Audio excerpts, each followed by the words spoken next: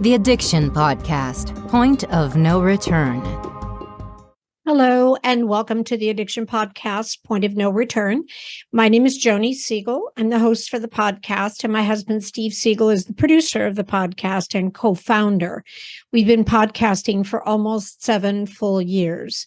Every week, we put up a new episode, generally at 6 p.m. Eastern Time on Thursday evenings. And our whole purpose is to let people who are suffering from addiction or who have loved ones who are suffering from addiction, let them know that there is help available and that there is hope, because people do come out the other end of addiction. It's not an easy trip, but it can be done. Today's episode is episode number 341. And just a reminder to please subscribe to this podcast wherever you listen to podcasts, so that people, when they Google help for addiction, will find our podcast. Also, please subscribe to our YouTube channel and give us a thumbs up on our videos. Once again, so that when people are looking for help with addiction, they will find the podcast. Today's episode is an interview with a lady who's from Australia. Her name is Lisa Gregory. She lives in Brisbane, Australia. She is a mom and a stepmom, and she has battled with drug and alcohol addiction. She's been sober since February 2022, and let's find out more about her story. Lisa Gregory, from way down under, middle of the night. Thank you for being willing not only to talk to me at 3:30 in the morning your time, but really willing to share your story, because obviously the story of someone's addiction is not necessarily their favorite part of their life. But anyway, thank you for being willing to talk to us. Thank you for having me, Joni. Absolutely. I'm very nervous. Oh, no, don't be nervous. I am so not like one of those, when did you stop eating your children? I don't do that kind of thing. Lisa, you tell our listeners just a little bit about what your life was like when you were growing up as a child, where you lived and what it was like. Okay, so I grew up in a small place in the Blue Mountains called Winmalee. I had, the big house, the mum, the dad, I had my sister, so there was 4 of us. I was a single child for the first 8 years of my life. I was always into sports and very active, and we lived I had quite a privileged childhood. We did a lot of traveling. My parents both had very good jobs. We had quite a tight family unit. We used to spend a lot of time with my grandparents at their, every Sunday night for a roast at their house, and, those sorts of things. So I had quite the normal upbringing, whatever normal might be. But in my eyes, when I was growing up, that was the normal, the normal for me. And yeah, as I say, I was a single child for 8 years, and then my sister came along. Yeah. Okay. And so how old were you when you started dabbling with drugs or alcohol, and what got you started down that road? Yeah. Okay. So I'm a very big believer, now that I've had a lot of time to self-reflect on my journey, that I was born addicted. I look back on a lot of behaviors from when I was younger, and I'm not a person that remembers a lot about my childhood behaviors, but I do remember a lot about my teenage year behaviors. And I think it started for me around the age of 16. I was introduced to the world of what we call over here passion pop, and it was very easily accessible at 16. What is it? What is passion pop? What is that? It's just like a really cheap bottle of wine. And back in those days, you could get it for $2, or $2.50. So when you were 16 and you didn't really have access to funds, it was one of those things that was easy to get hold of. And I remember the first time that I had passion pop, and I had this overwhelming feeling of calm within me. I felt like I belonged when I took that first drink of passion pop, and from the very first time that I took a drink, I drank the whole bottle.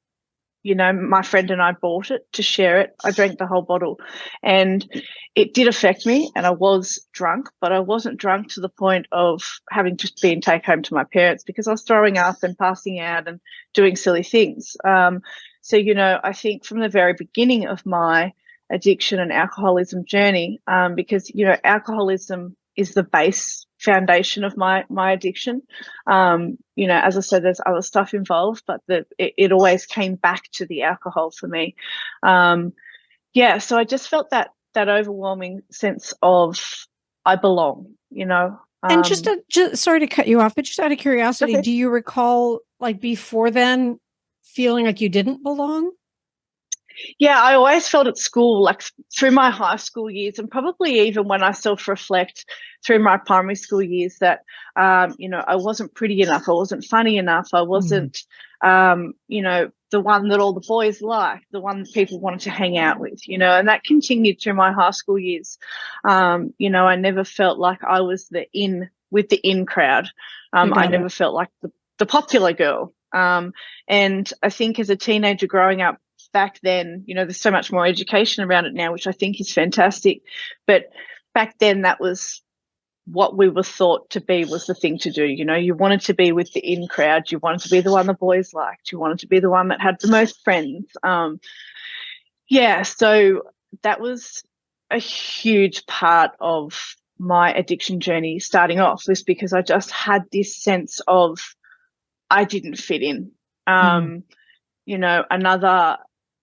And I didn't realize it again at the time. And I think a big part of my addiction journey is, you have a lot of time to self-reflect on your journey and to see where you've come from and what made these foundations for you to be the person that was going to go through this addiction journey. And one of the big things for me was abandonment. And it was feeling a sense of abandonment over different periods of time. And, I had things happen in my life that I didn't realize that's what it was until I sat down with other people and I listened to other people's stories and their journeys. And I thought, oh, that's what happened to me.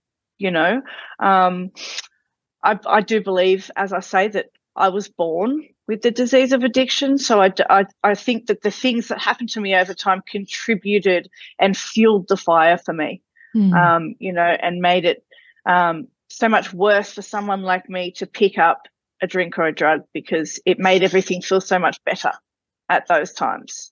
And gave me that sense of I'm okay.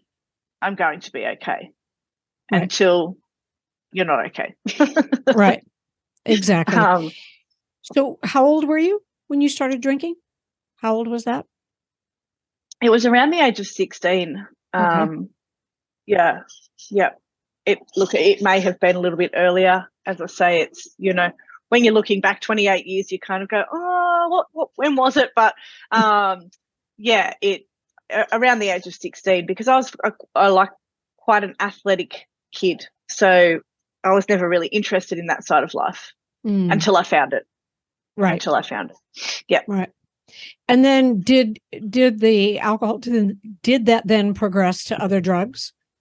Yes, absolutely. So probably around that same age, I was introduced to marijuana, and it was an all or nothing for me. I'd try marijuana. I loved the feeling it gave me. My brain was always so busy. So anything I could find that would calm my brain down, that would stop, the race in my head, the constant race in my head all the time, was like a aha for me. I found it, I started off smoking marijuana, and I then, around the age of 17, met a boyfriend, and his mother was a marijuana drug dealer. So, I was set, I had this amazing, what I thought at the time was an amazing life. I've got it basically on tap. It's here for me whenever I want it. The drinking was still going on in the background, so I was drinking and I was smoking, and it didn't take long for that to turn into a daily thing for me. Sometimes. The hardest thing about getting someone into recovery is getting them to agree to treatment. Bobby Newman, a certified drug counselor with 30 years experience and an over 85% success rate as an interventionist, has created a series of 12 videos that you can use right now to learn every step to get your loved one to agree to treatment. Call 866-989-4499 today and say the word podcast to get a 10% discount. Or go to newmaninterventions.com and type in the word podcast for a 10% discount. This service comes with a free 1-hour consultation with Bobby. We appreciate you listening to the Addiction Podcast, Point of No Return. We don't do this podcast because we are former addicts. We don't do this podcast because we have loved ones who have suffered from addiction. We do this podcast because we feel that addiction is one of the biggest problems facing the world today, and that no matter who you are, no matter your religion, no matter your income status, no matter your race, no matter anything about you, addiction affects you. This podcast is a free resource for anybody looking for help with addiction. If you would like to contribute to our podcast, please go to bit.ly/fightdrugs. That's https://bit.ly/fightdrugs and make a donation of whatever amount you would like. Thank you for supporting us. I will just say that over pretty much all of my journey, I've always worked, so that was a justifiable thing for me, but I can still go to work. I've always trained. I've always kept pretty fit to what I thought I was doing good for myself. Well, I think we call that a functioning addict, right? I mean, you could function. Yes. So there you go. So it can't be that bad, right? Exactly. So I would say to myself, but I'm still doing this. I'm still able to function. So I can't, there's nothing wrong with me. I'm okay. And that continued over 28 years of addiction, but I still can, until you can't. You just physically, mentally cannot function any longer. Lisa, did your parents and your family know that this was going on?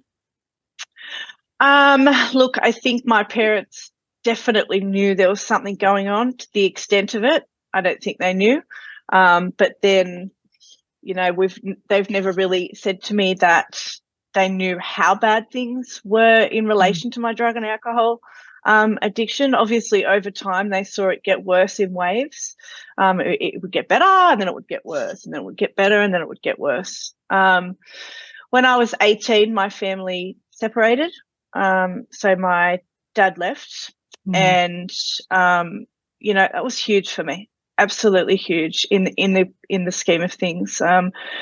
As I said at the beginning of the interview, I had a very, very solid family unit. So when my dad left, it felt like my whole world fell apart, and things got really, really dark for me. I have made peace with all of that now in my journey, and I don't blame that situation for what happened. But when I was in the moment, it was the end of the world for me. I was very, very close to my dad. And my dad was gone, and my mum didn't know why. I had a 10-year-old sister, and, all of this stuff's happened around me. My world's imploded. So what do? I'm looking for something that's going to make me feel better, that's going to help me cope with life on a daily basis, to be able to help mum, to look after my sister, So that was a huge life event for me, and it took me a very, very, very long time, probably only in the last 18 months, because I do have 17 and a half months of sobriety. So my sobriety date is the 14th of February 2022. And, I've only made peace with that in the last 18 months. So it did take me a long time to understand and accept why these things happen, because, when you're growing up as a child, you've got no idea. You blame yourself. Yep. I thought it was me. I thought it was my fault, my dad left because I wasn't good enough, you know. So again, you must have done something. Yeah, I get that. Yes. Yeah. Yeah. And when I start to get educated on this horrible disease, it's, you know, the sense of abandonment comes up again. You are listening to the Addiction Podcast, Point of No Return. For more information on the podcast, or to reach out if you have a story you would like to share with us, go to our Facebook page by the same name, or you can email us at theaddictionpodcast@yahoo.com, or go to our website, theaddictionpodcast.com. And please remember to subscribe to our podcast wherever you listen to podcasts and give us a 5-star review.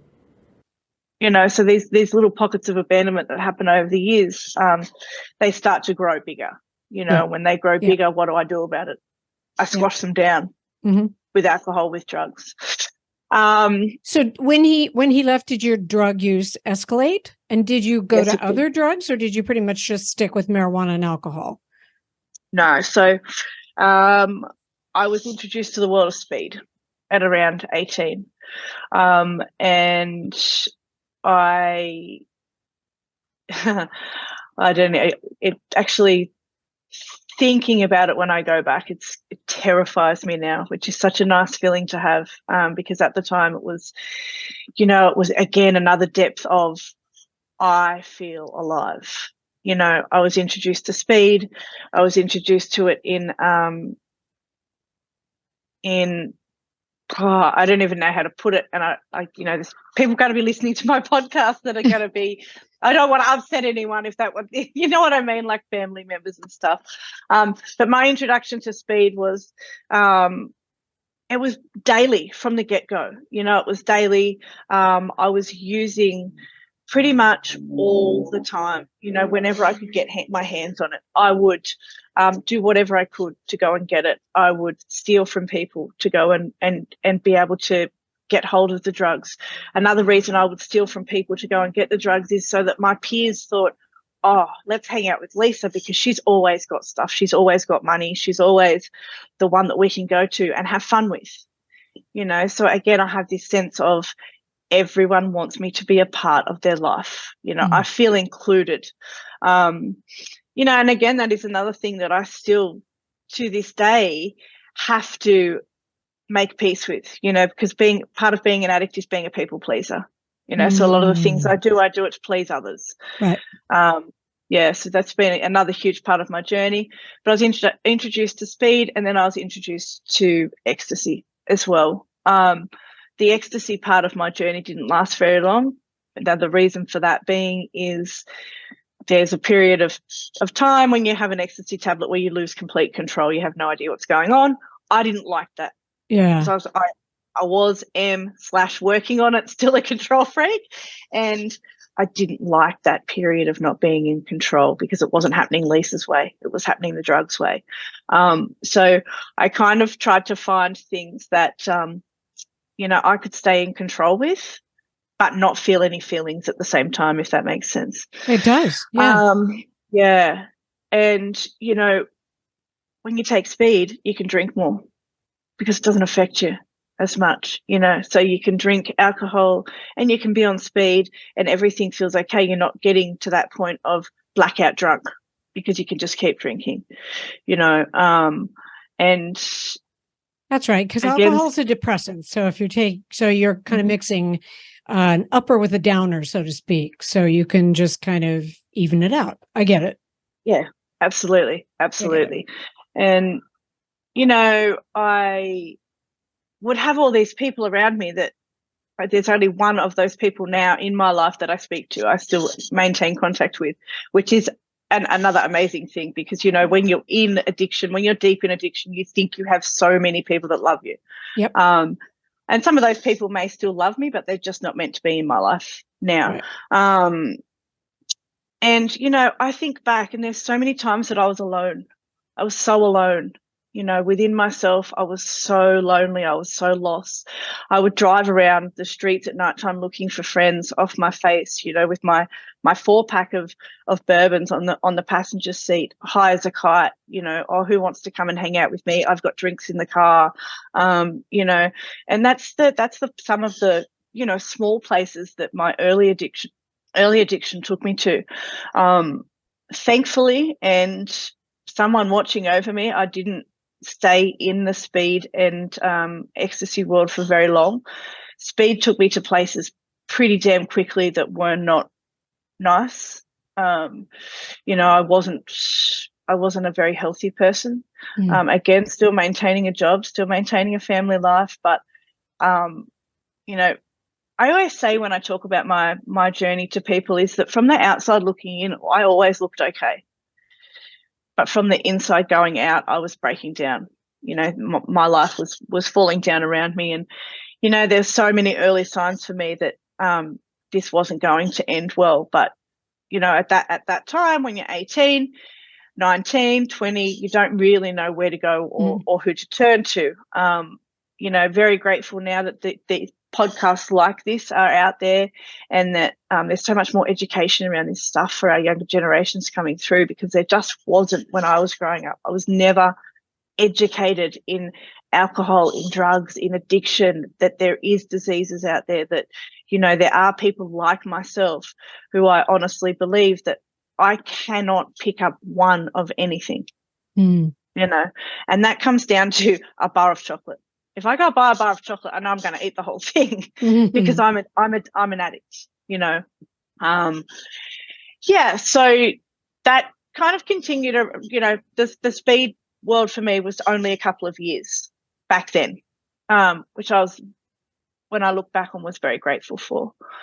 But the alcohol, it continued on. And the marijuana as well? Yeah, the marijuana was probably about 5 or 6 years. And it was daily. It was a daily thing. I couldn't go without it. So that takes me up to, I'll just go back and a little bit there. I fell pregnant when I was 18, and it was a case of, well, I was told, well, there's no way you can have a baby. You're 18. So I ended up having a termination. And I still think about that a lot to this day, but I'm a really big believer in my journey that everything happens for a reason. As you saw in my bio, I do now have a 19-year-old son, but he was my 5th pregnancy, because I was so loose and wild on the alcohol and the drugs that I never took any care for myself. I had no self-respect, it's just another part of my journey that I look back on and think, if only I had have known about all the, sex education. I never took the time to listen to that, because I was too busy worrying about, when am I going to my next party? When am I going to be the drunkest? How can I get high? When am I going to be when at that party, can I be the last person standing? Can I be the person that everyone's going to talk about, that goes, oh, did you see how many drinks Lisa had? Far out, she can drink a lot, or, things along those lines that just meant so much to me in those early years of my addiction. Yeah. So did you have 4 terminations? Is that what occurred with the earlier pregnancies? I had 3 miscarriages and a termination. Okay. Yeah. So the miscarriages were quite late on, and the termination, and then I had my son. And then when you had your son, were you still using alcohol on a regular basis? Okay, so I fell pregnant with my son when I was 24. Okay. I was in a relationship with his father only for a couple of years, and he is unfortunately a bit of a drinker as well. I don't like to say that, he's an alcoholic, because everyone has to make that decision for themselves. Right. So look, basically what I'm saying is we got on it together. Wow, I've found another whole new world. I'm completely in love with this man. We've got so much in common. We drank together. Right. That was what we had in common. We really, and I didn't understand the concept of meeting anyone that didn't have an interest in alcohol, because that was my world. Right. So, we met, I remember the first night that I drove to, he'd actually moved up to Queensland. I was still living in New South Wales at this time. He'd actually moved up to Queensland, and I drove from the pub about 2.5 hours on the first leg of the trip, and I don't remember any of it, because I was blind, rotten drunk. And I remember going home and saying to my mum, I'm in love with this man. I need to be with him. And I remember my mum begging me at the front door. She was standing there crying, begging me not to get in the car. Lisa, I can't lose you. You're going to die if you drive. Get in this car. And one part of the trip I remember is I was talking to my dad, and my dad was trying to encourage me to pull over and, just rest until you're okay in the morning. And I remember seeing sirens behind me, and I hung up the phone and the sirens went straight past me. They weren't chasing me.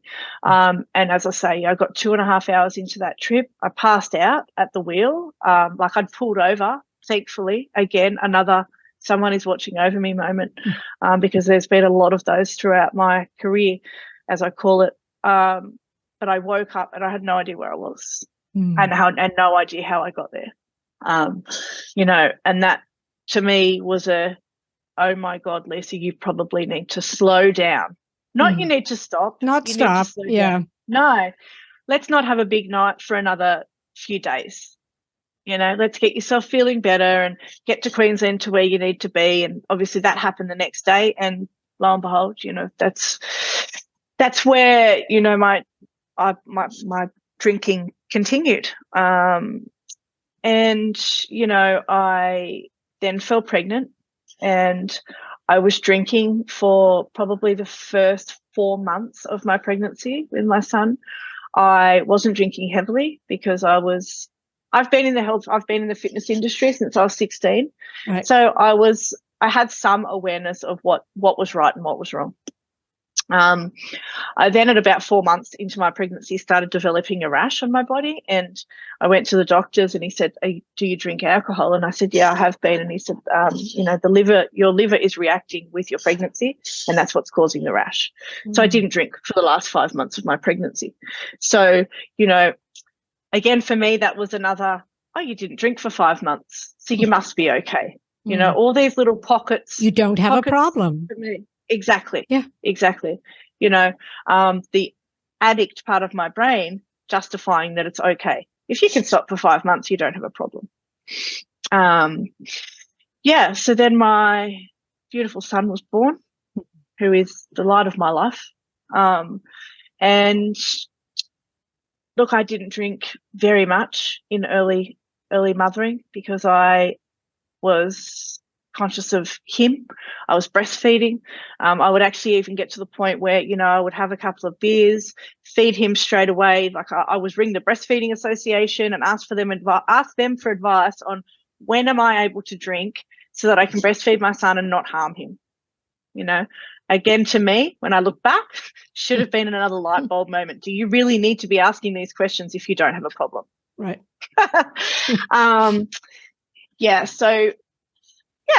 And then when my son was 13 months old, I left his dad, and that put me on the journey of being a single mum for the next 12 years. So I was just myself and my son Tyrone until he was 12, or nearly 13. And, again, I'm a single mum. I'm lonely. I want to go out and meet people. I feel like I want to, start meeting other people and not necessarily getting in a relationship because he was my number one priority and he was, he was my world. But just going out and meeting people and feeling included and wanting to be part of what everyone else was doing. And how do I do that? I don't know how to socialize without being high or being drunk, or drugs weren't a part of my story when I was a single mother. For the reason that I was a single mother, I was like, I'm not touching that. And if I only have alcohol, then I must be okay. Right. And there's several different incidences over my single mothering period that I look back on and think, far out, I'm very, very lucky that, nothing bad happened to him. There's a lot of things he saw, a lot of things he heard, a lot of stuff that he witnessed his mum doing that. Sorry. It's okay. I understand. That he shouldn't have. Have you talked to him about it? Yeah, we're best friends, absolute best friends. He is beside me on my journey every single day. But, you know, I remember waking up one morning and going out the back of my house, and we had a little pond, and he was only about 2.5, and he was on the edge of the pond. And I caught him. I stopped him from going in the pond. You know, it terrifies me. Absolutely terrifies me. There was another time where he'd got inside a pool gate, and I was laying in bed because I had a hangover. You know, because I couldn't physically get myself out of bed. Again, another God-saving moment for me. You know, that someone was watching over me to keep him in my life. There's quite a few different times I can remember, but there was one time that I don't even know how I got home, but he found me slumped over my steering wheel in my car in the driveway and thought I was dead. And how old was he? He would have been probably 8 or 9. Oh boy. I was living with my mum at that time. That's another one of the times my mum said to me, I think you need to get some help. She didn't know what help. We didn't know what help was needed at that time. But she said, you know, you've got this little boy who was just terrified that he'd lost his mum. You know, that wasn't enough for me to stop. It wasn't enough for me to stop. I'd have a break. I'd feel sorry for myself. Poor me. You know, there's the saying, poor me, pour me another drink. I hate that saying, but it's so damn true. Right. You know, we get stuck in this such moments of self-pity and self-hatred, and the only way I knew how to fix it was to have another drink. You know, because I had no solutions. I had no way of anyone being able to help me fix the problem, you know, and the only person that was going to be able to help me fix the problem was me. Right. Yeah, so, you know, as I say, he's been on the journey with me from the very, very beginning. And yeah, so I then, when he was 12, nearly 13, I met my current partner, who's now my fiance. And he likes to have a beer, but if he doesn't have to have one, he won't have one. I've never, ever understood that in people. I used to watch people drink, and this would be the same for me. Every time I went out would be, how do those people just have a couple of drinks and then go home? Yep. You know, that to me was absolutely mind-boggling. You know, I would have to have the most that I could get at that time. I would have to have 6 before I got to the event, you know, or before I got to the family function. I would have to make sure I had enough with me to get to that point of no return. You know, and then on the way home, I would have to get more to make sure that I went to bed numb. You know, and initially when I got with my partner, I will just say I have had stints of sobriety. So this is my 3rd long-term stint of sobriety. My first one was a fitness-related stint of sobriety. So I had some really good fitness goals, so I stopped for a year. But, you know, I had no way of staying stopped. Right. I had no practices in place. I had no strategies. I had no, you know, guidance to stay in place. Got with my partner, and obviously when it's a newfound relationship, you enjoy having a drink together. And, you know, we had some great times. We had some really great times. But again, another person in my life that would say to me, Lisa, why can't you just stop? Right. Why do you have to keep going? Why do you always have to have one more? You know, why do you have to drink all my drinks that are in the fridge when you've already drank all of your own? I don't know, because I just love it, because that's just me, you know, that's just you've just got to accept me for who I am and what I do.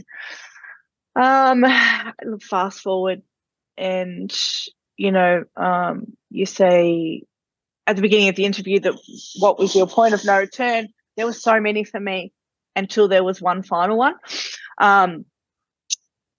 My partner and I would, there were times when he had said to me, look, I don't know what to do. I would be in the shower on the floor crying my eyes out. Someone please help me. I cannot do this anymore. I need help. I need help. And the help's out there. If you want the help is out there, but you've got to want to go and find it. Yep. And now I look back, I realized that the help was there. I just wasn't ready. I wasn't willing to go out there and go, somebody please help me. Somebody educate me onto what it is that's going on with me so that I can fix this, we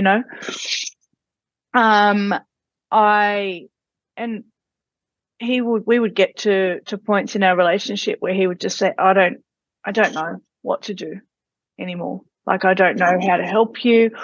I want to help you, but I just don't know how to help you. There was an incident we used to go away camping a lot, and we went away over like a Mother's Day weekend, and we were coming home and there was 3 drinks left in the esky, and we'd had a huge weekend. I had been drinking nonstop, and I thought, well, why leave the 3 drinks in the esky? So I had the 3 drinks in the esky on the drive home, and then convinced him that we needed to go to the pub for lunch before we got home to the kids. And so we went to the pub. We had more to drink. He drove. We used to always argue about who would drive, and that was always an issue. I did lose my license once over high range drink driving. That's another thing that happened when I was a single mother. It's over 10 years ago now, but it is part of my story. And just to backtrack a little bit, sorry, but when I lost my license for drink driving, so I was at a friend's house. We left to go back to my house to get more drinks because I needed more drinks. So I left my son there on the lounge with my friends. I got pulled over in that time, and got taken back to the police station. My son was still at my friend's, asleep on the lounge. He had no idea. The local newspaper published that I had my son in the car. Oh, they published wow. my name. They published my name. They published my address. They published that I had my maybe 7 or 8-year-old son in the car. It was a quarter-page publication. That was not enough to make me stop. That was not enough to make me stop. It again was, they are attacking me. Right. Why are they picking on me? So the next thing I do is I go out and have a drink. It's so cunning. It's just so baffling how the disease of addiction affects our brains. Yep. It is so, I just don't even have the explanation for how passionate I am that if you think you've got a problem, if you think you need help, the help is there. Yep. Don't wait to get the help. If you're, one of the biggest signs for me should have been, I was Googling, do I have a drinking problem? If I'm asking those questions of someone else, chances are, yeah, I could probably be. do have a problem. So what was that last point then when you got clean right before February 14th, 2022? What a brilliant date. Valentine's Day. Is it Valentine's Day in Australia? Yeah. Okay. Yes. All right. Fair enough. Drugs became part of my story again. And not for very long, but they came back in. I was offered some, and I thought, oh, look, a little bit can't hurt me. I haven't had it for such a long time. Was it speed again? Cocaine. Okay. I haven't had it for such a long time that it can't hurt me. Within a month, I was back to using all the time. It's hard for me to speak about out loud because I did keep that part of my story very, very quiet from everyone in my life except my partner. Now, he But had it children too, though, right? Because in your bio, it said you're a mom, but you're also a stepmom. Yes, he has 5 boys. Okay. Did they Yeah. live with you at the time? Yes. So we actually have, so 3 of them are older and they'd spread their wings, but we have his 13-year-old twin boys that live with us. And we actually had custody of them because unfortunately they lost their mum. And yeah, that was in relation to drugs as well. You know, so the left side of my brain's going, why are you doing this when these children have just lost someone so close to them? The right side of my brain, the addiction side of my brain's going, it won't happen to you. Exactly. It won't happen to you. Right. You know, why would it happen to me? You know, Of course it can happen to me. It can happen to anybody, you know. I mean, you hear it on here. It happens every single day. It's tragically happening every day. Yep. And I went down the path of destruction very, very, very quickly this time. So I think each time that I've gone, you know, had a little bit of clarity in my life, when I've gone back, it's got worse. And it's got worse so, so quickly. You know, the tolerance I have to alcohol, to drugs is, you know, it's nothing compared to what it was when I first started. You know, I was at the point at the end of my journey where I would have 4 or 5 beers and they were like, you know, your mid-strength beers. I would have 4 or 5 beers and I would black out. Terrifying to me, you know. So I have a couple of points that I'll just go over. We have a family camp trip that we do is in memory of my grandfather down the coast, and all my family meet up. Now, at this time, my family knew I wasn't drinking because I was trying to stay off it. You know, I'd had these periods of it had got to the point where everyone knew that Lisa had a problem, and it was pretty serious. So I wasn't drinking. If I drank, I hid it from my son. I hid it from my parents. There was times I hid it from my partner, or he'd ask me how many I'd have, and I'd say 1, and I'd had 5, you know. Meanwhile, hello, Lisa, people aren't stupid. They know exactly what you're doing. But I thought, you know, rose-colored glasses. They've got no idea. We went away to a camping trip and everyone around me was drinking. That's not their problem. They're allowed to do that. The problem is mine. And I had been drinking 0% Heineken beers, you know, the no alcohol. Another part of my story that I really would like to talk about does not work for me. It led me back to normal alcohol so quickly and so scarily. I was drinking a carton of non-alcoholic beers a day to substitute what I was missing out on, but I wasn't getting the feeling that alcohol gives me. So where's it going to take me? You know, I personally wish none of that stuff had ever been invented, but you know, that's another whole subject. Understood. Yeah. So I went away for this family camping trip for the weekend, and I've also, you know, had an addiction to nicotine. I was having a smoke because if my son saw me smoking, he begged me countless times over my journey to stop drinking and stop smoking. It terrified him. He couldn't lose his mum, you know, because as I say, we're super close. He'd gone out for a few hours. Window of opportunity for Lisa and her addiction. I'm going to go sit down behind the bushes. I'm going to have a cigarette, and I'm just going to have 1 beer. Just 1. Lisa can't have 1 beer. Right. Anyone that has an addiction will understand and will know exactly what I'm saying when you say you cannot have 1 beer. Once I have 1 beer, something inside of me fires up. That's it. It's game on. So I had another beer. My son came back. Have you been drinking? I'm just going to have a couple, son. It'll be okay. He knows it's not going to be okay. But what can he say? Anything he says is not going to change it. You know, and that's when you start to realize that when your son is starting to ask you and your partner is starting to ask you, can you just not drink today? And you physically cannot not do that, that there is a problem.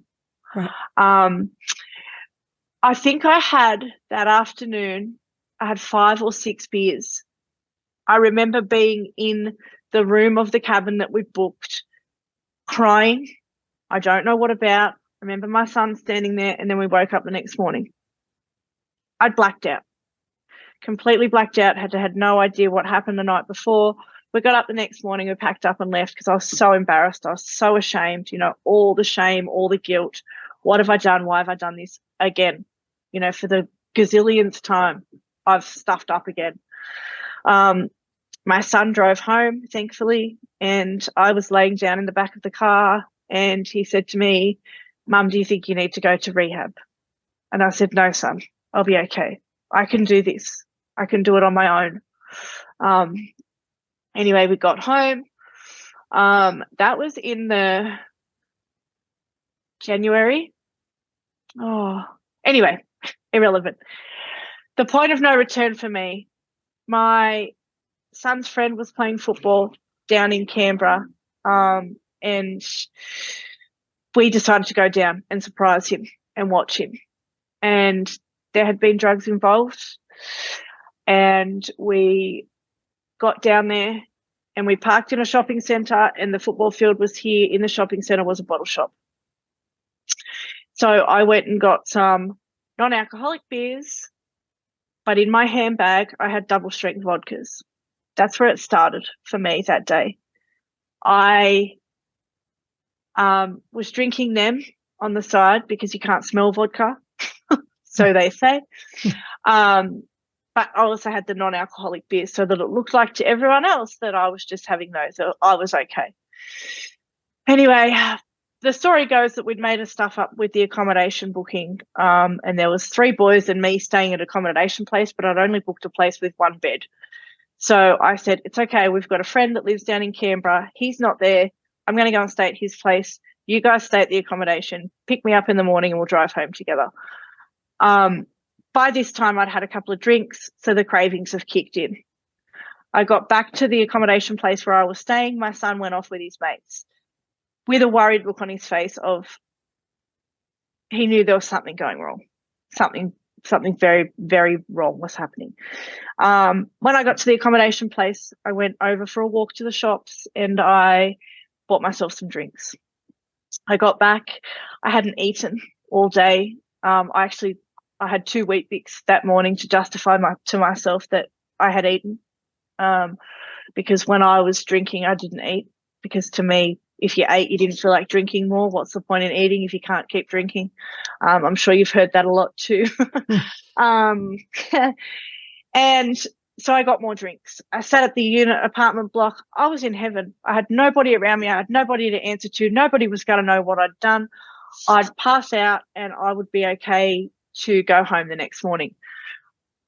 Came to midnight, came to 1 o'clock in the morning. I ordered drinks in via an app that you can do on your phone now, which is deadly to me.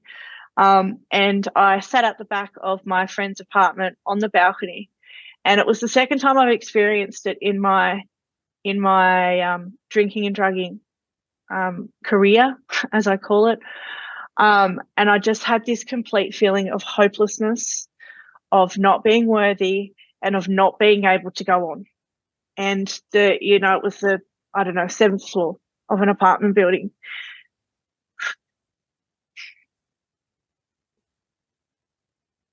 And I looked over the edge of the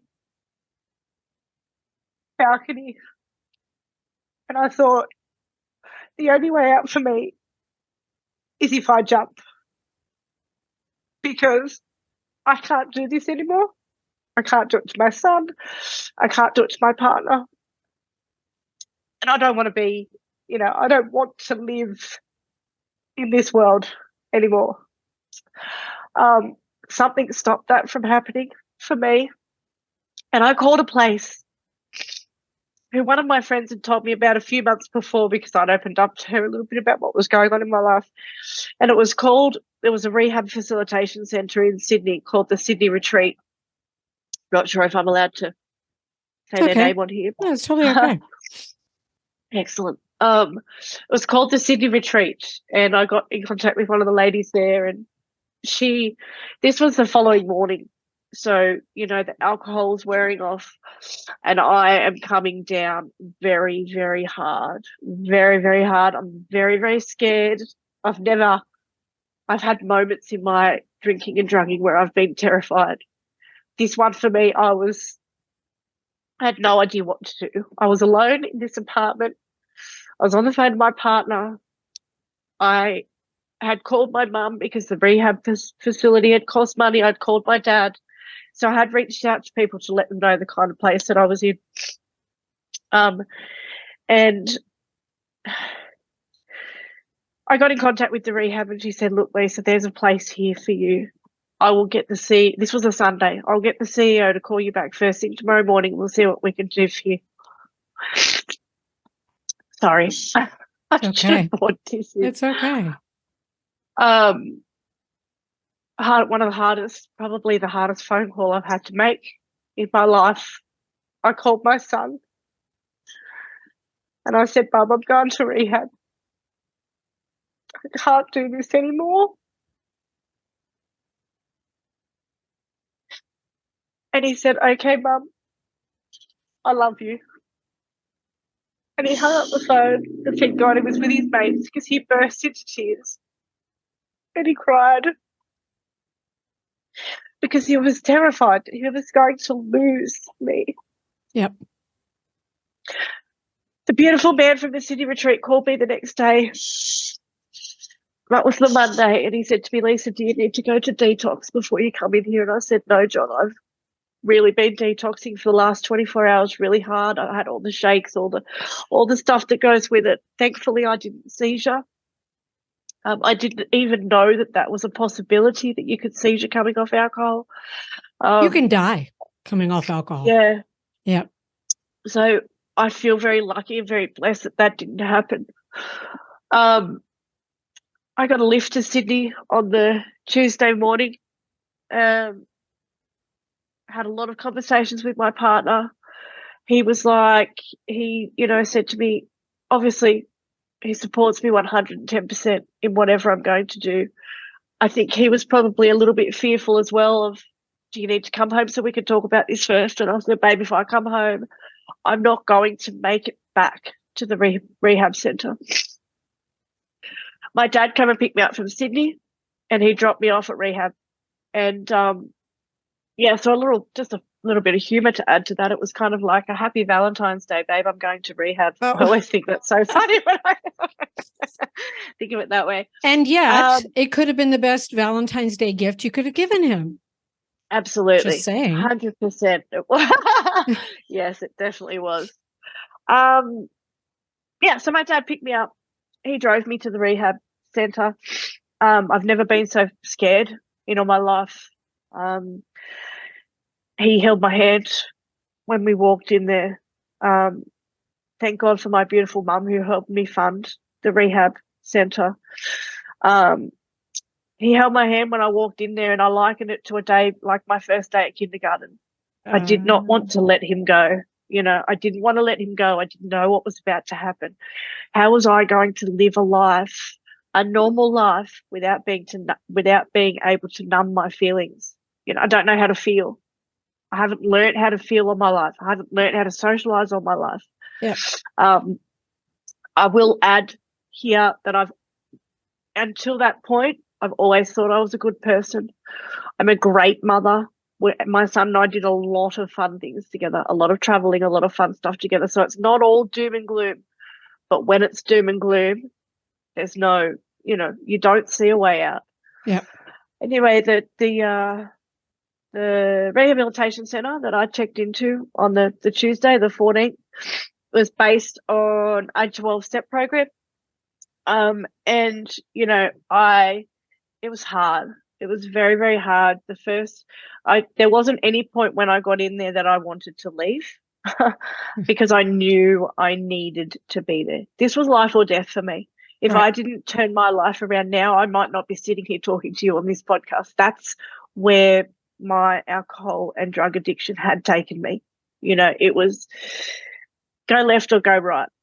And thankfully, I had someone guiding me to take me to the rehab. I put my head down and my ass up in that rehab. I wanted to change. I wanted a better life. I wanted to get to know who I was. I wanted to be able to live life on a daily basis without having to, encounter the smallest of problems and not know how to deal with it. Right. You know, that's how I felt like I'd functioned for so many years. So I did the 30 days in the rehab, and I call it Disneyland for alcoholics because to me, it's the greatest place on earth. It changed my life. I am forever eternally grateful to all of the people in there. I still speak to quite a few people that I was in the rehab centre with, you know, and unfortunately we lost one of our rehab guys. You know, when we left, he went back out and had a drink and it got him.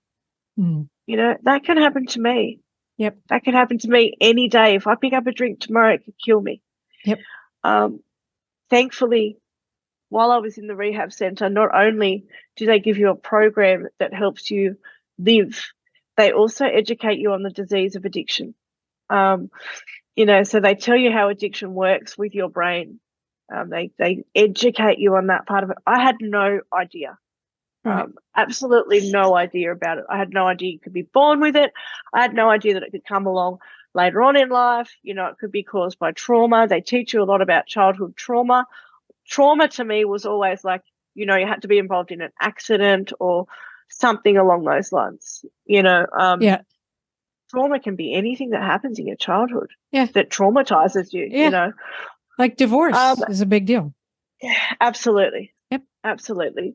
So I had a lot of stuff to unpack. You know, I had a lot of 28 years of stuff that had been pushed down that I had to unpack. I had to find my purpose. You know, when I walked in that day, I had no purpose. I was lost. I was so lost. I was so broken. And I had no idea who I was. Yeah. Absolutely no idea who Lisa was, you know. The day I left, my son came and picked me up. You know, we got a phone call a week on a Sunday where you could make FaceTime calls, and I would speak to my partner, Paul. I would speak to my son, and I'd speak to a couple of friends, you know, and could not be more blessed with the support that I have. You know, I now realize and I now understand that I don't need this big circle of people in my life. You know, I don't need these people to need me. Right. I need the people that I have in my life that want to be there for me, that want to support me. So my son came and picked me up on the 30th or 31st day, and, you know, I was on top of the world.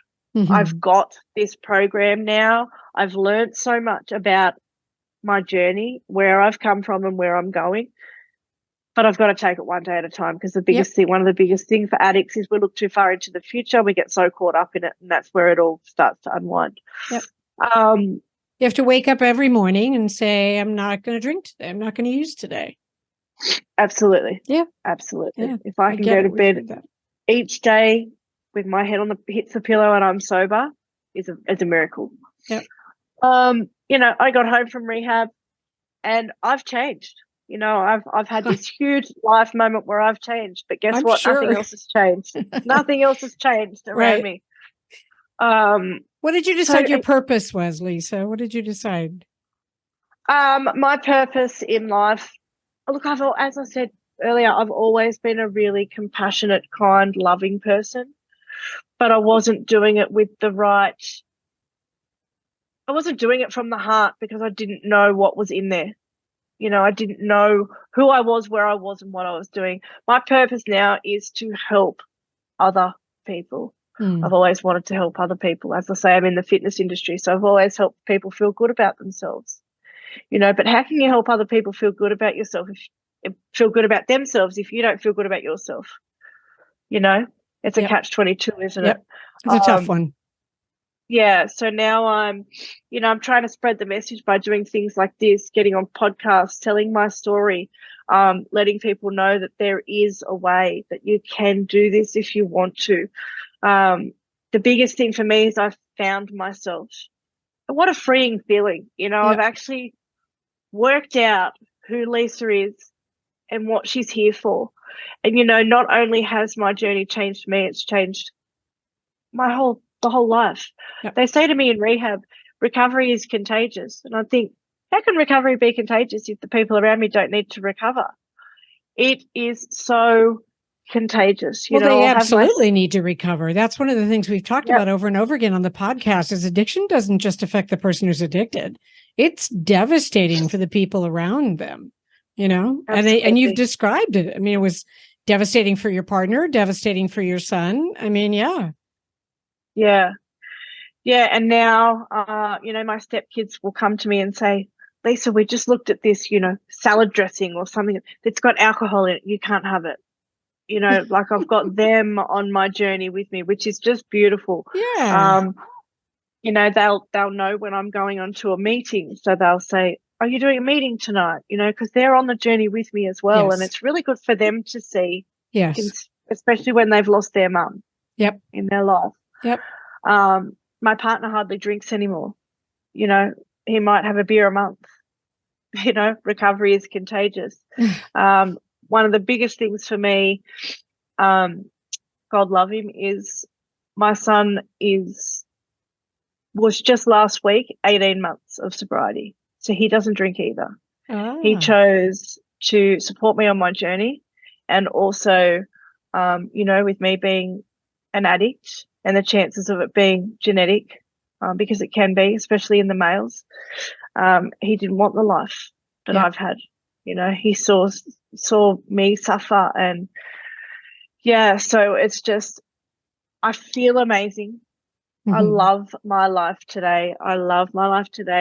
Is it easy? No, it's definitely not easy. I have days, I have moments, but I have a partner and a son and stepkids that tell me they love me, and they mean it. They tell me how proud they are of me. Yep. I would get a message at least once a week from my son saying, Mum, I'm so proud of you. Why would I ever want to, one day at a time, why would I want to go back there? Yep. Yep. I'm fully aware that, awareness and willingness are two huge words in my life now, because I need to be aware of how I'm feeling, and I need to be willing to change the way that I approach that now. Yep. I had none of that before. I had no awareness or willingness for anything. I know now I can hold a job down. I know now I can safely walk into, I still struggle with social environments. Mm-hmm. We haven't been camping because there's an association. So there are things that I've had to change in my life to stay sober. You know what? I'll change whatever I have to on a daily basis to be able to stay where I am. My relationship with my partner's completely changed. We were worried about how would our relationship survive if I wasn't drinking, because it was something that we had in common so much. Right. You go to a completely different level when you don't have substances involved, Yeah. I mean, he's had to put up with a lot. Lisa, thank you for sharing your story with us. I mean, it's a story that we've heard before, but not the same as we've heard before. And I appreciate you, as I said, telling me all this in the middle of the night. But it's great to hear that you've come out the other side. And, it's a story like yours that I think gives our listeners hope that you can come through the other side. Absolutely. Yep. Thank you so much. It definitely can. No problem. Thank you for having me. And I'm not nervous anymore. There you go. Told you. Now I'm going to go back to bed. Good idea. Thank you for listening. I think that Lisa's interview it's a little bit long, but I think her story is amazing. And I think it will resonate with someone. And that's the whole point of what we do. We'll be back again with another interview next week. You have been listening to the Addiction Podcast, Point of No Return. For more information, reach out to us on Facebook or go to www.theaddictionpodcast.com. Our email is theaddictionpodcast@yahoo.com.